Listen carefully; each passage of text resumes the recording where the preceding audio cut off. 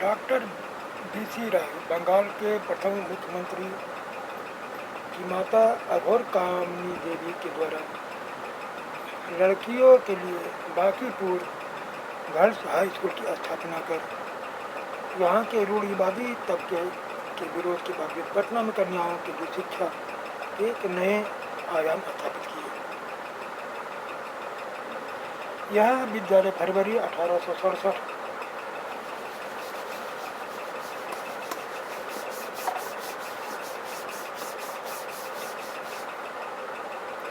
में केवल 6 छात्राओं से प्रारंभ हुआ और आज बिहार की राजधानी में इस शिक्षण संस्थान की अपनी पहचान है। इन्होंने शिल्प कला को प्रोत्साहन देने के लिए प्रशिक्षण केंद्रों की स्थापना भी की।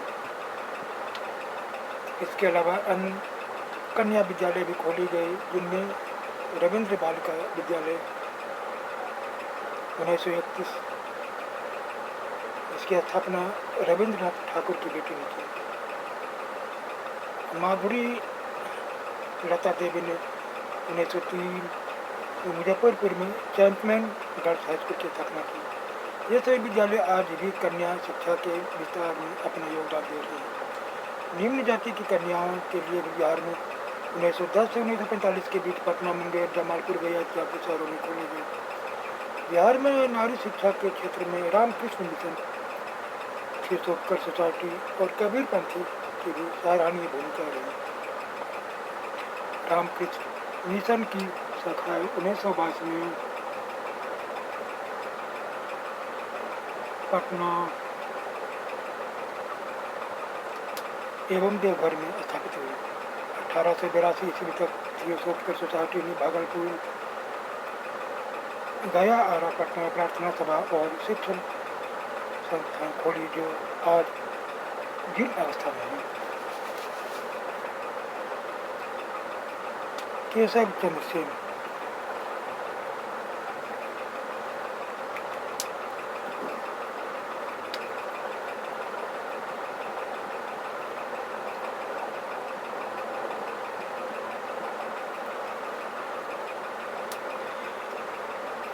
केशव चंद्र सेन बाल विवाह एवं विवाह के बिल 1929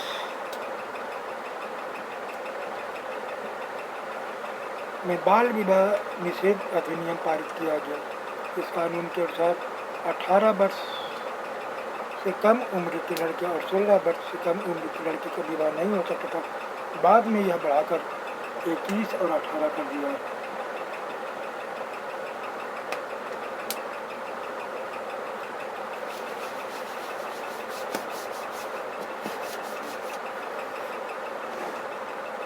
अतिवादी क्रांतिकारी ब्रिटिश सत्ता से असंतुष्ट युवा वर्ग में अतिवादी विचार भी पनपने लगा था। यह युवा क्रांतिकारी आवश्यकता पड़ने पर हिंसा का रास्ता अपनाने को भी तैयार थे। खुदीराम बोस,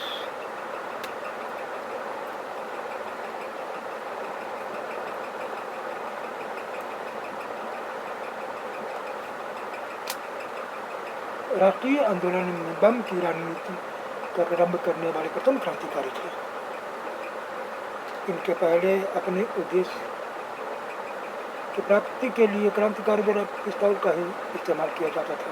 खुदीराम बोस का मकसद आज़ादी के लिए संघर्ष करने वालों को यातना देने वाले अंग्रेज अधिकारी को सबक सिखाना था।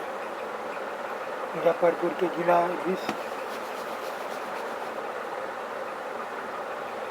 Doctor D.H. किंग्सफोर्ड की हत्या की जिम्मेदारी इन्होंने ली गई।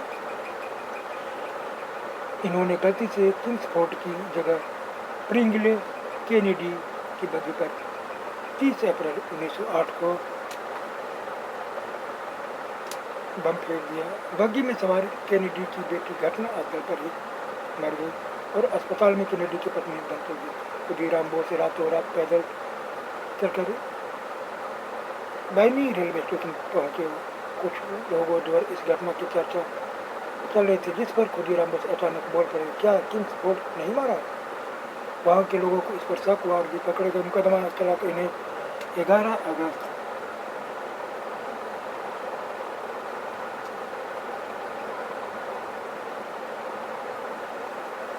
1908 को फांसी दे दी गई। मुजफ्फरपुर बम कांड से एक नई राजनीतिक चेतना का प्रारंभ हुआ। इस घटना के संबंध में 22 जून 1908 को केसरी के संपादकीय में तिलक ने लिखा। 1857 को जब पूना में पुलिस कमिश्नर रैंड की हत्या चापेकर बंदियों द्वारा की गई, उसके बाद मुजफ्फरपुर बम विस्फोट की घटना तक कोई ऐसा महत्वपूर्ण काम नहीं हुआ जो अधिकारियों का ध्यान पर्दा की तरफ भेजता। दोनों घटनाओं को काफी अंतर है। साहसपूर्वक सही अंजाम देने की दृष्टि से देखा जाए तो चापेकर बंधुओं के काम को बंगाल की घटना से श्रेष्ठ कर माना होगा। चापेकर बंधु और बंगाल के क्रांतिकारी द्वारा की गई हत्या साधारण इतिहास से भिन्न थी, क्योंकि अंजाम देने वाले समझते थे कि राष्ट्र महत्वपूर्ण कार्य कर रहे हैं। यद्यपि मुजफ्फरपुर और पूना की दोनों घटनाओं का उद्देश्य एक ही था, लेकिन मुजफ्फरपुर की घटना का दृष्टिकोण व्यापक था, क्योंकि पूना के पुलिस कमिश्नर की हत्या का कारण पूना की अव्यवस्था और अत्याचार था, जबकि मुजफ्फरपुर की घटना का कारण बंगाल का विभाजन था। गांधी जी का आगमन।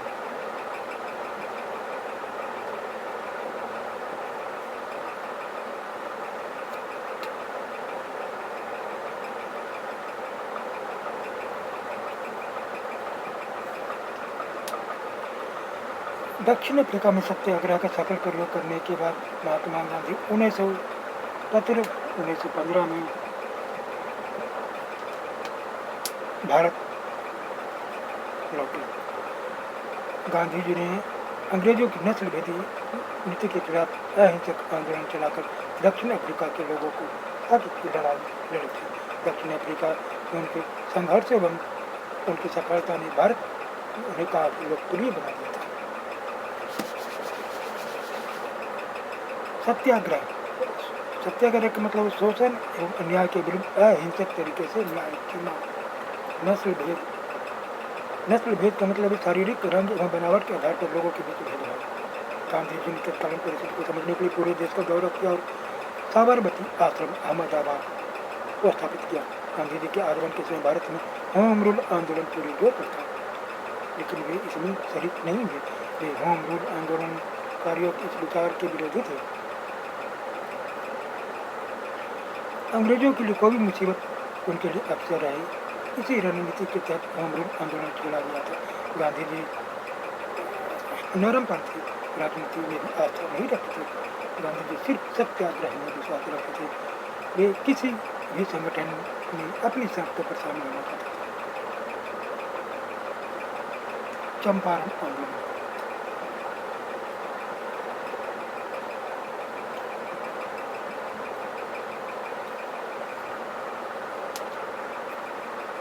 भारत में सत्याग्रह का प्रथम प्रयोग चंपारण में।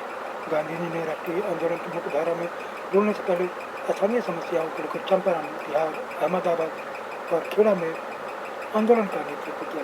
चंपारण और खेड़ा तो किसानों का आंदोलन था, लेकिन अहमदाबाद आंदोलन औद्योगिक मजदूरी से संबंधित थी।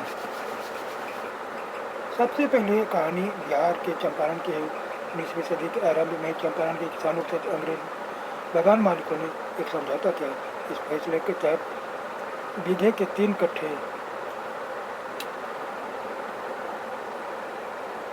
यानी 1 बीघा में 3 कट्ठा किसानों को नील की खेती अनिवार्य रूप से करनी पड़ती थी। इसे 3 कट्ठिया पाते भी कहते हैं। लेकिन 19वीं सदी के अंत में जर्मनी के रासायनिक रंगों ने नील की मांग को अंतर्राष्ट्रीय बाजार से बाहर कर दिया। किसान नील की मांग घट जाने के कारण खेती करना नहीं चाहते थे, लेकिन अंग्रेज बगान मालिकों ने समझौते से मुक्त करने के लिए कई तरह के अनुचित शर्तें रखी। किसानों के विरोध उत्पन्न भाले के बावजूद अंग्रेज जमींदार किसानों को लूटते रहे। चंपारण के किसानों को जमींदारों के चंगुल से मुक्त कराने के लिए राजकुमार शुक्ल ने कांग्रेस के लखनऊ अधिवेशन में गांधी जी से चंपारण आने का आग्रह किया। गांधी जी जब किसानों की समस्याएं समझने के लिए चंपारण पहुंचे तो कमिश्नर ने उन्हें वापस आने का आदेश दिया, लेकिन गांधी जी ने इसे मानने से इनकार कर दिया और किसी भी दंड को भुगतने का फैसला किया। भारत सरकार गांधी जी को अब तक विद्रोही नहीं मानती थी और इस मुद्दे को तोड़ देना नहीं चाहती थी। अतः उसने स्थानीय प्रशासन को अपना आदेश वापस लेकर गांधी जी को चंपारण के गाँव में जाने की छूट देने का निर्देश दिया। गांधी जी अपने सहयोगी ब्रज किशोर प्रसाद, राजेंद्र प्रसाद, महादेव देसाई, जे बी कृपलानी और बिहार के स्थानीय नेताओं के साथ घूम घूम कर उनकी समस्याओं को जानने का प्रयास करते उनका बयान दर्ज करते। सरकार ने भी मामले की छानबीन के लिए कमेटी गठित की, जिसका सदस्य गांधी जी को भी बनाया गया। गांधी जी आयोग को समझने में सफल रहे, त्रिकठिया व्यवस्था समाप्त हो गया। बगान मालिकों द्वारा अवैध वसूली से वसूल रकम वापस की जाए। बगान मालिक 25%